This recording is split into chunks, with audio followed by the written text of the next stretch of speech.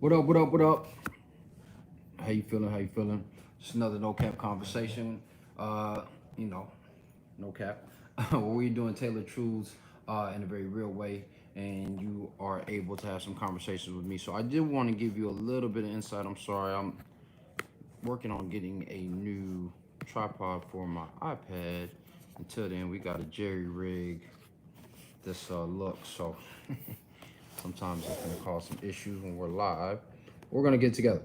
Um, so I wanted to have this conversation to continue to build on what we were talking about with being right, and how we know whether we're right or or we're wrong.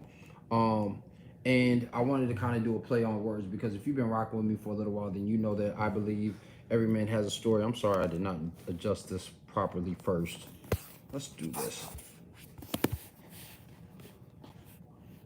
All right, we're gonna have to make this rock the way that it rock. Um, but we know that every man has a story, and that story soon becomes history or his story. And if you've been rocking with me, and that all begins with our statement and style. So I've said if a picture is worth 1,000 words, that means every day we step out, we have the ability to write our story. And so many guys are not taking the time to write their story correctly or to write their story properly or right in a right way. And right is not about, as we talked about yesterday, it's not about me saying that this is the correct way, this is the only way, because you really do, once you understand the rules or the concepts or the precepts, you can start doing things your own way. I do not like sitting so far back from you guys. I'm trying to work, so I'm just gonna hold this to make sure that we can deal. But one of the things that I've started realizing is that most of the guys don't really have the concepts, and it's kind of like writing in modern day society. I'm guilty of this as well. You'll step out into situations and you'll start writing something, and we become so dependent on other people's perspectives or other people's expertise that we do not explore these things ourselves. Now, I believe that you should have expert eyes take a second look, or expert eyes evaluate what it is that you're putting together, because that actually gives you proper context for what you are putting together. But I think what often happens is people become so dependent on other people's voice or other people's perspective that they don't ever utilize their own. Well, what do I mean? If you're writing something and you're saying, I'm going to take information from this person, I'm going to take information from this person, and I'm going to take information from this person, and then I'm going to put something out. Well, what you in effect have done, if you haven't critically thought about these things, whether you agree with them or you disagree with them, whether you are standing on these things or not, what you've done is you have regurgitated what you've heard from other people. There's nothing wrong with that, but those thoughts are not your own. Those thoughts are thoughts that other people have provided. And J3, thank you, man, appreciate it. Have provided, and so those are the things that you are leveraging. Those are the things that you're going to continue to pay attention to. So what I often will challenge guys to do is, even when it comes to me, even when it comes to my perspective, to say, hey, I want you to do your research. I want you to do your due diligence and see whether or not you agree with what I'm saying or with what I am putting on. That's why I'm never saying this is the end all be all. I'm asking you to try something on to see how it fits you, because I personally believe that it's going to fit you well. It's going to help you develop and to cultivate your awareness of who you are and what you want to represent. And there may be some people like, this does not fit me at all. And that's okay, because what that is doing is that is provoking you to think about how you are showing up. And hopefully it's going to provoke you to show up in your own personal style. So when I'm talking about style, what does that mean when we are writing, right? When we are literally scribing out our sentiments, our perspective, our philosophies on our own life. Well, that has to have some sort of structure to it, right? We can't just freehand a entire story. We could, but it's probably not going to be cohesive. It's probably not going to make a whole lot of sense to the outside reader. There's probably going to be grammatical errors. There are going to be structural errors that we're going to have issue with. So if we freehand some things and we put out something in a very rough draft style, it's important for, as I was making mention of before, an expert to review that, to say, man, I really like where you have started this. I really like where this has begun. However, there are some elements that are convoluted. There are some elements here that I'm confused about. There are some elements that are taking me down a different road. Is this where you want me to go? Is this where you're trying to take me? And then that person will be like, oh no, that's not what I'm trying to say at all. And the other person is like, okay, well, what were you trying to say? Well, I was trying to say X, Y, Z, and you took me down A, B, C. So the expert can review those things, but we want to write our story in a right way, in a correct way. I used right and right for literary purposes, but I didn't even in that title use the best grammatical structure in that space. Or could we use something better to describe how somebody's feeling? So one of the things that I've acquired is a thesaurus dictionary. I believe that's what it's called, but it's a book that basically gives you better words or additional words, synonyms, if you will, for whatever it is that you're writing. So instead of saying that somebody feels sad, you can say that they felt melancholy, that they felt depressed, that they felt pitied, they felt oppressed. They like there's all these other different types of words that you can utilize to express those things. Well, how did these things start showing up in style? I was just on Facebook earlier, and I was going through some people's comments where they were talking about style, and so many guys have decent perspectives. They have their ongoing perspectives, which is wonderful, but they are very diminished in understanding how to structure their story, how to structure their perspective, how to structure what they actually want to express and convey to the world around them.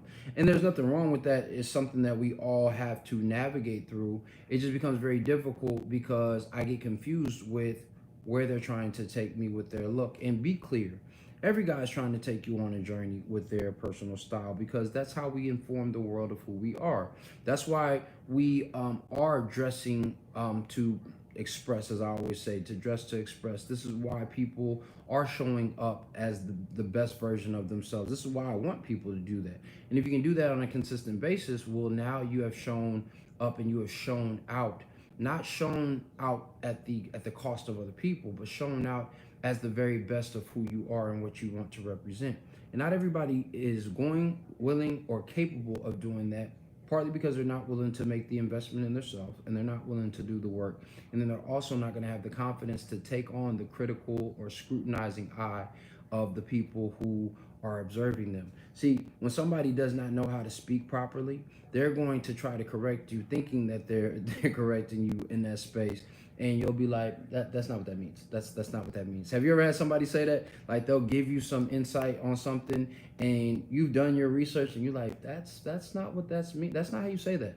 Like, when I first got into style, or actually I've been in style for quite a few years, I used to say vicuña. I used to call vicuña vicayuna. And I remember a homie of mine who I'm super thankful and grateful to. He was like, listen to me one day, and he was like, dude, and I was like, yeah, man, I can't wait till I can get some money. I'm gonna go get me some some vicayuna. See, I've learned how to say it right. And he was like, you're gonna go get some what? And I was like, man, I'm gonna go get some vicayuna, man. Like, do you know that high price, a vicayuna top coat? He was like, bro, rock with me for a second. That's not how you say that word. You say, it's called vicuña. And I was like, for real? And he was like, yes, it's called vicuña. And I was like, thank you, first of all, for telling me that, because nobody else had corrected me on that. And thank you for helping me structure my languaging and my understanding of what I was trying to convey. And it's the same thing. Guys are very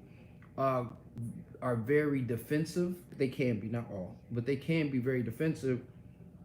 And I get it. This is your story. This is your perspective. This is your point of view. So it can make you feel very defensive if somebody is critical of that perspective. But the structure is not what we're coming for. Or the structure is what we're coming for, not the story. We're not seeking to diminish the perspectives and the points of view and the philosophy that you have. We just wanted to give it order. We want to make sure that we are providing the necessary elements that are going to make you a better version of yourself, a better expression of who you are and what you want to represent. And it's just like with the story. Sometimes that's going to require a rewrite. Sometimes that's going to require some editing. Sometimes that's going to require us developing the story and bringing out more of what that looks like. And I love it when I'm working with guys and they'll tell me, hey, I want to dress well. And we sit down and we have a conversation about what that really means. And they realize that they're going to have to make investments. In order to dress well, you can't just go and pick up what everybody else is picking up, because that may not work for you. So we may need to edit what that story is going to look like. You're going to have to make an investment, either in time or in money. I tell a lot of guys it doesn't really cost a whole lot of money, thousands upon thousands of dollars, to start dressing well. Now, it will cost you more money to sustain dressing well, because if you ride with me for a little while, then you know it's not about what you can afford to buy, it's about what you can afford to maintain. But you can start at a low end cost. And I tell guys, hopping on eBay and finding a Ralph Lauren purple label suit, or a Canali suit, or a Kitan or Isaiah suit that's $300 or $400 that's going to stretch you, but is worth $4,000 or $5,000, especially if it fits you, if it is going to reflect your proper proportions, balance, and the silhouette that you're looking for. Because maybe you can find a Gibson Hawk, or maybe you can find a the name just escaped me, but it'll come back. But you can find these different types of suits, or you can find a high-end jacket that may be suede or leather, and it costs you some money, but you're saving it because you're saving money because you're getting a quality garment at the fraction of the price. And so then when we start walking through how many ways that you can wear this, to dress it up, dress it down, to make it date friendly, to make it socially friendly, and to make sure that it's creating approachableness in those different types of spaces, then they start to see that we are cultivating and we're developing their story. We're developing that image that they are going to project. And while they had to make an investment, it wasn't a supreme investment. So it's either going to cost you that time and a little bit of money, or it's going to cost you money in order to make these investments. And I get it. I'll watch, great guys like Permanent Style. I'll watch Sartorial Talks, or I'll watch even the Gentleman's Gazette, and they'll be talking about items that are $4,000 or $5,000. I ain't got it. I don't know if you got it. I ain't got it. Right? So $4,000 or $5,000 is a lot of money for me as well. I'm right there with you. However, when I start thinking about me making an investment, while $3,000 or $4,000 may be a high level investment, $1,000 is something that I can save for. It's approachable. Now, here's the other thing. When it comes to writing your story and to developing your story, so many guys are in a rush to put out something. They're in a rush to tell their story to the world when it's not properly cultivated or prepared. And so we have to learn how to be patient with ourselves and patient with our presentation and our development. So it may take me 5 to 6 or 7 months to purchase that great piece, that great first piece that ran me $1,200. But I guarantee you, in that 6 months that I am learning or I'm saving, I'm also learning about the piece that I need. Where do I stay? Do I stay in a 4-season climate or a 3-season climate where it's not that cold and I can get a 3-season garment and get away with it? And I can hop on eBay and find a jacket that will allow me to stay warm. Or I'm just running to my car anyway, so on those 40 or 50 degree days when that's the coldest it's going to get, it's all good. Or if I'm in a smaller town, where's the biggest town close to me that I can make a drive, or we can make a road trip with my friends for the day, and we can go thrift shopping, or we can explore the different spaces around the bigger city that may have a potential sale that I can benefit from. So in that time while I am saving, I can do that. Derek, do I offer consulting? Yes, by all means, hit me up on Instagram at Style Architects. I am working on a course though, so maybe you and I can have a conversation and you can get in at a discounted rate. So definitely make sure that you reach out to me at Style Architects, StyleArchitects, just like you see it here. And I'll be happy to go over some things with you. But maybe you go into these different types of spaces and you start realizing, oh man, it really doesn't cost me uh, that much to make the investment in myself in the grand scheme of things. Like I have pieces that I've had for years. You know how long I've had this scarf? I've had this scarf for at least 15 years. And it's something that I go to every season. Every point in the fall, it's going to come out. It's going to get its shine. I'm going to enjoy throwing it on and wearing it. Actually, I've had it longer than that. I've had it almost 16 years because I got this the first time I moved to Atlanta. So, and at that time when I first moved to Atlanta, I met my mentor, one of my early mentors. You know what he told me? Great men don't buy clothes. Great men of style don't buy clothes. They obtain them. And what I really learned was that we're not buying. We are curating a collection for ourselves. And those collections should go over different spaces and over different times. So it's no different than creating chapters, narratives for our stories, whether we're traveling, whether we're seducing or romanticizing a young lady, whether we are socializing or whether we're in professional spaces. Everything should still be in unison because it's still part of the same story, but it should still have segments and sections that we can then take from and insert into other situations if we need to. And once we have these things together, then we're creating and we are constructing a concise story that everybody will want to experience and explore. So I want you to try that on, see how it fits you. I hope that that was beneficial to you. If it was, just put 100 in the chat box or in the comment box. I keep on forgetting. I've been in Instagram land. So now I'm happy that I get to be here on YouTube where I actually know me and you can interact in a very different level. So make sure you put 100 in the comment box. If you do need some development, Derek, I appreciate you. Like Derek was interested in, by all means, make sure that you hit me up on IG. You can go to Style Architects, StyleArchitects, and we can do some consulting, or you can go to stylearchitects.com and we can set up an appointment for you. Outside of that, be great today. Then again, I already know you're great. That's why we here.